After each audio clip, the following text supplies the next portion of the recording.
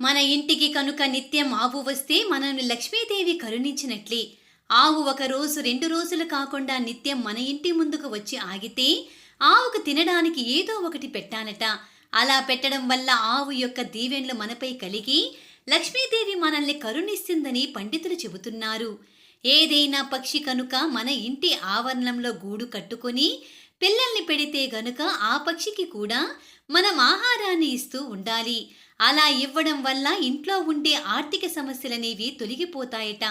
కానీ పావురం కనుక ఇంట్లో గూడు పెడితే ఆ గూడనేది ఉండనివ్వకూడదు. అది చెడును సూచిస్తుంది. 3 బల్లులు కలిపి ఒకే చోట మనకు కనిపించినట్లయితే లక్ష్మీదేవి త్వరలో మన ఇంటికి రాబోతుందని సంకేతం.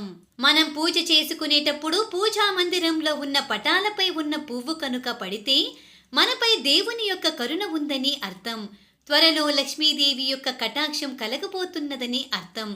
మనకి కనుక తెల్లవారుజామున బ్రహ్మ ముహూర్తంలో కనుక మెలకువ వచ్చిన వెంటనే మనకు తెలియకుండానే నారాయణ మంత్రాన్ని పఠిస్తే త్వరలో లక్ష్మీదేవి కటాక్షం కలగబోతున్నదని అర్థం.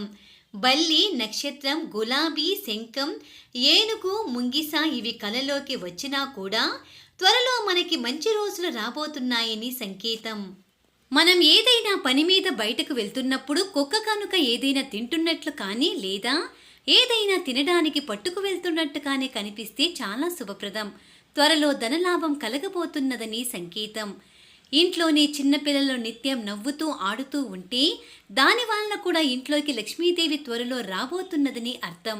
లేదా పిల్లలు కనుక ఎప్పుడూ ఏడుస్తూ ఉంటే కనుక మనం పాలు ఇచ్చినా, వారికి అవసరమైన వస్తువులు ఇచ్చినా, కడుపు నిండా భోజనం పెట్టినా కూడా పిల్లలు ఏడుస్తూ ఉంటే కనుక ఆ ఇంట్లో నెగిటివ్ ఎనర్జీ ఎక్కువగా ఉన్నదని అర్థం.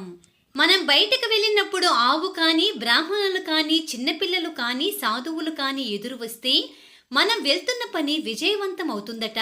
అంతేకాకుండా మనం చాలా అప్పుల్లో ఉన్నా కూడా మనకి సమయానికి డబ్బులు వస్తూ ఉంటే కనుక ఆ లక్ష్మీదేవి యొక్క కటాక్షం మనపై ఉన్నదని అర్థం.